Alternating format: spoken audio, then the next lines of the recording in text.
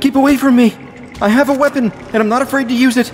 Oh, I don't think that will do you much good now. Stay back! You disgusting train! Now, that's not a very nice way to talk to your host. I have a name, after all. You can call me Charles. Charles? Didn't they tell you my name before they sent you out here to kill me? No. Well, that's disappointing. You see, I wasn't always like this, so strong and powerful. In fact, I was once like you, a human being, a small, scared human being, exactly the way you are now. Would you like to hear the story of how I became this way? A story? That's right. Maybe by the end, you'll understand why I became like this. And if you do, maybe I'll even let you live. What do you say? Okay. It all began on this very island, just 1 year ago. Young Master Charles, you know your father doesn't like you playing in there. My name was Warren Charles IV, first and only son of my father and owner of this island, Warren Charles III. But everyone on the island called me Master Charles. My father was a rich man and had purchased a mine on this island, but it hadn't been as successful as he once hoped. And so we moved here so that he could oversee it personally. There weren't any other children on the island, so I had no one to play with, except for my teacher and babysitter, Eugene. Eugene was no fun, so I spent most of my time trying to get away from him and play on my own. Today I was playing in the mines. I loved it there. It was like a maze, full of creepy tunnels that turned this way and that. I could hide from Eugene for hours there. I heard his voice echoing behind me in the tunnels, so I decided to hide and give him a scare. I ducked behind some barrels, but I must have bumped something, because soon the tunnel started to rumble and shake. Pebbles and dust started to fall from the ceiling, and then, with a crash, the whole roof of the tunnel came down. Everything went dark. I thought I was dead. Eugene emerged from the tunnel, carrying my broken body.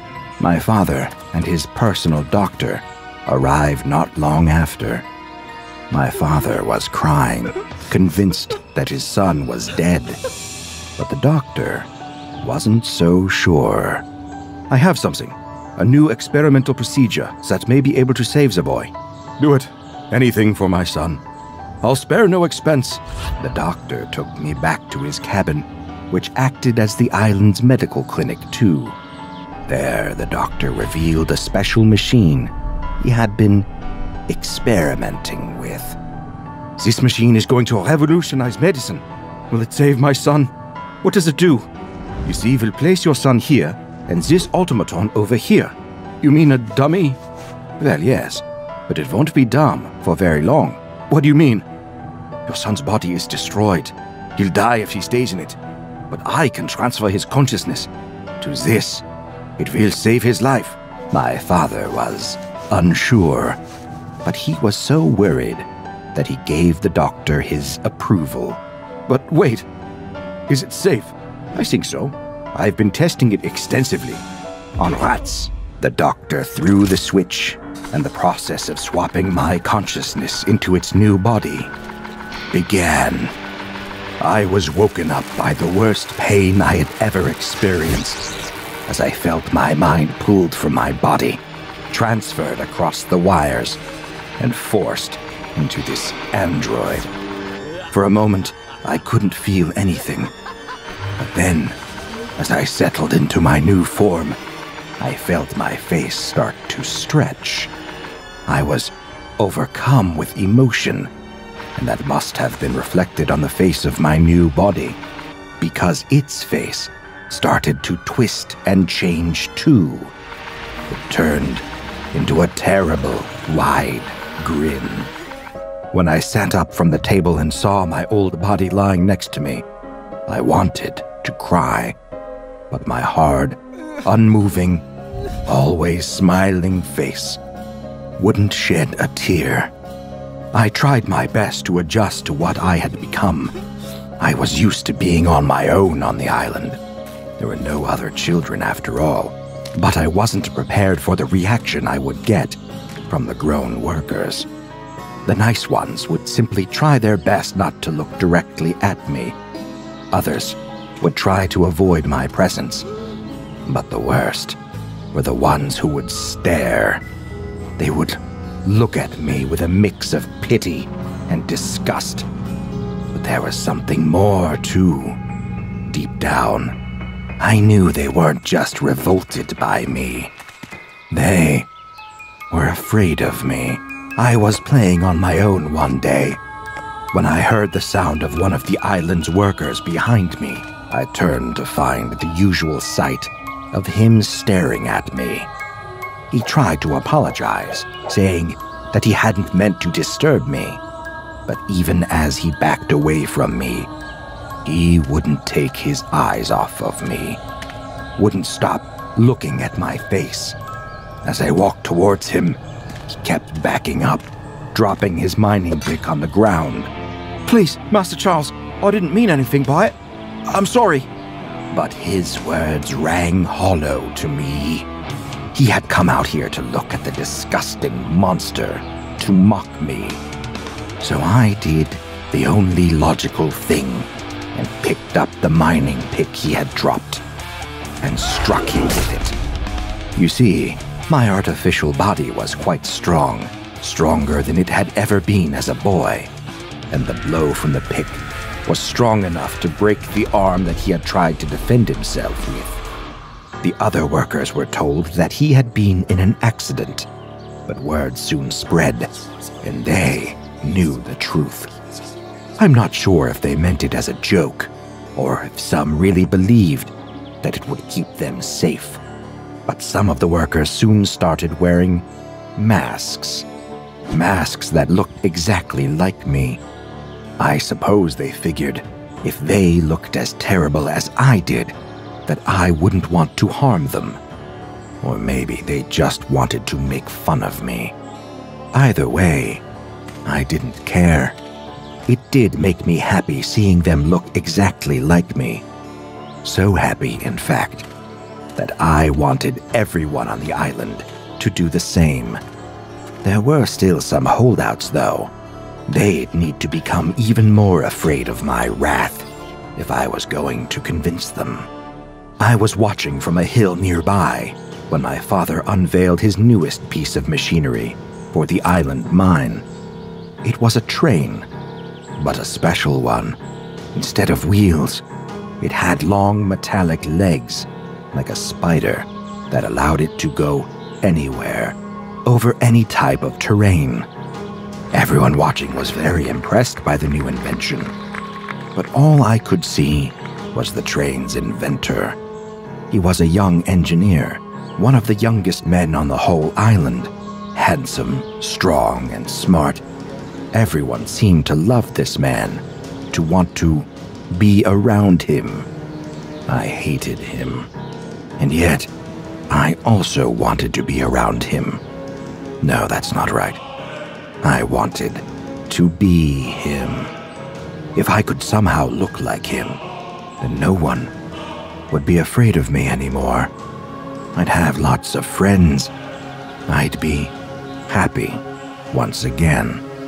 I started to think, how could I not just look like this man, but become him? The doctor who had saved my life was more than happy to tell me all about his machine.